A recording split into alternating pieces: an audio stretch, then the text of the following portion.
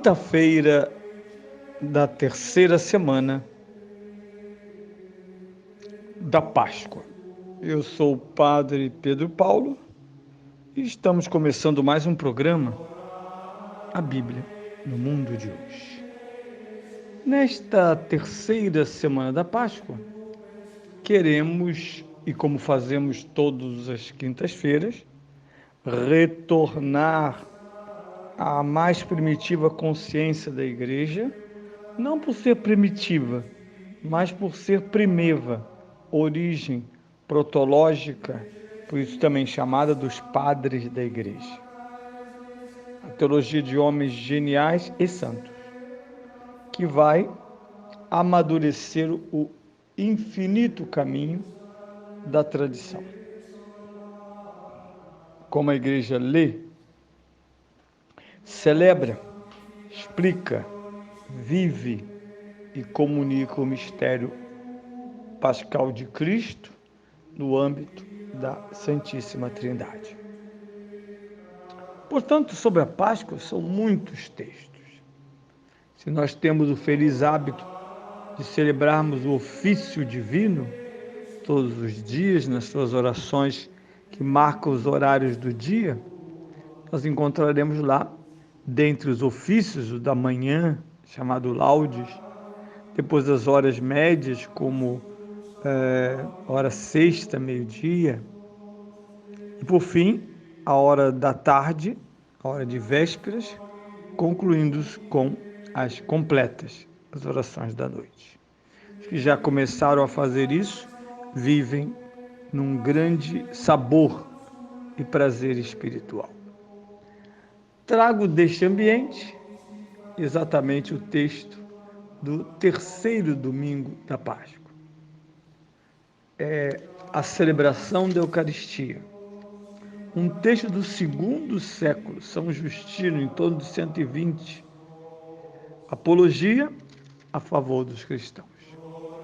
Nunca foi tão importante recuperar a boa apologia.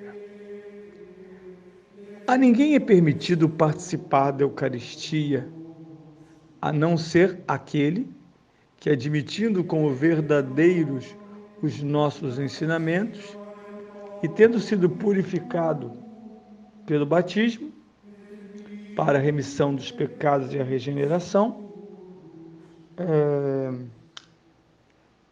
leve uma vida como Cristo ensinou. Pois não é o pão ou vinho comum que recebemos? Com efeito, do mesmo modo como Jesus Cristo, nosso Salvador, se fez homem pela palavra de Deus e assumiu a carne e o sangue para nossa salvação, também nos foi ensinado que o alimento sobre o qual foi pronunciada a ação de graças, com as mesmas palavras de Cristo, e depois de transformado, nutre nossa carne e nosso sangue. É a própria carne e o sangue de Jesus que se encarnou. Os apóstolos, em suas memórias, que chamamos evangelhos, nos transmitiram a recomendação que Jesus lhes fizera. Tendo ele tomado o pão e dado graças, disse: fazei isto em memória de mim, isso é o meu corpo. São Lucas, capítulo 22, versículo 19, São Marcos, capítulo 14, versículo 22. Perdão, São Marcos, E tomando igualmente o cálice e dando graças, disse: este é o meu sangue. Marcos 14, 24. E os deu somente a eles.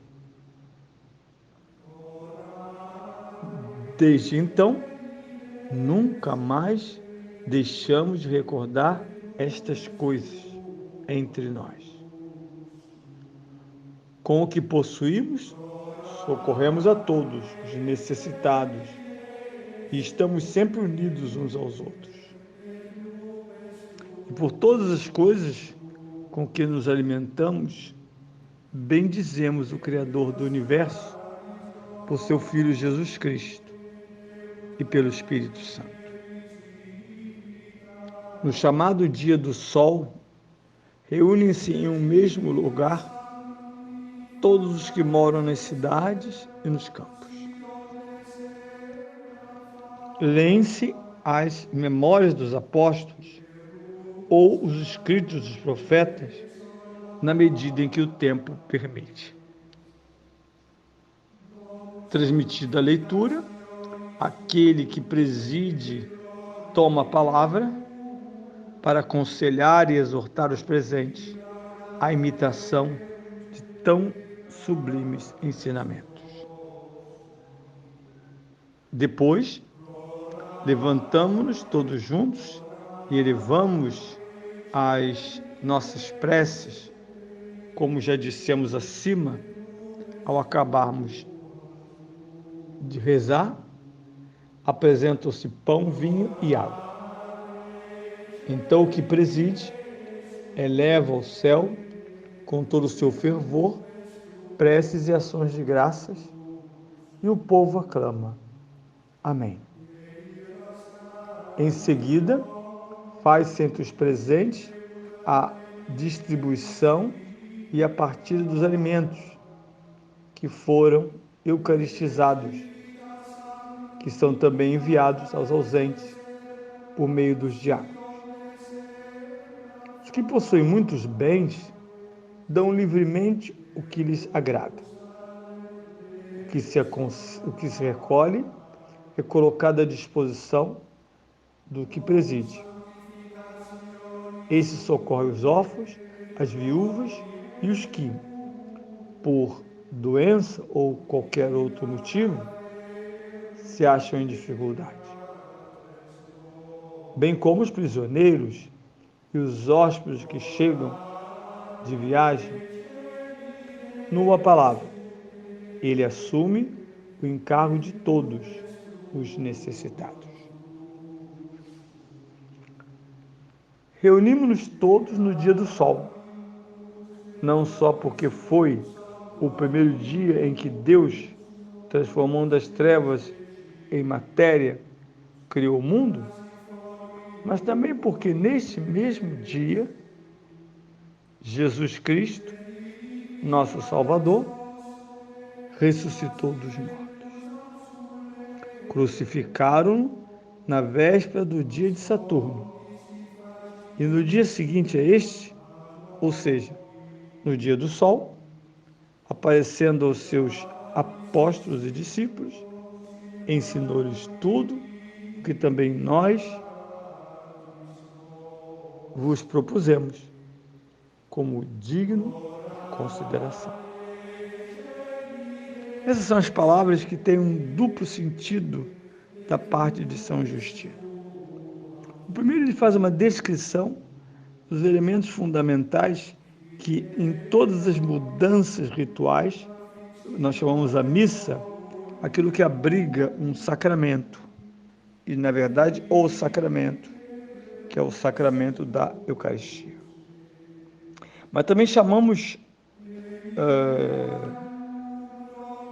este momento daquele em que se ergue, primeiro, a consciência cristã, pela escuta, meditação e incitação à imitação. O terceiro elemento é a caridade. Em todo o tempo, o bispo, que preside, na antiguidade são só os bispos, não há concelebração, ele preside a caridade entre os fiéis. Como lemos em Atos dos Apóstolos, ele está aqui próximo de Atos dos Apóstolos, ele lembra as viúvas, ele lembra os diáconos servindo, lembra que não era uma república socialista, era do coração, convertido ao amor de Deus, comungantes que vinham as generosas e oportunas ofertas. Por fim, em um ato mistério, onde juntamente à memória dos apóstolos, a comunhão, o sacramento e a caridade tornam a Santa Missa o centro universal da fé.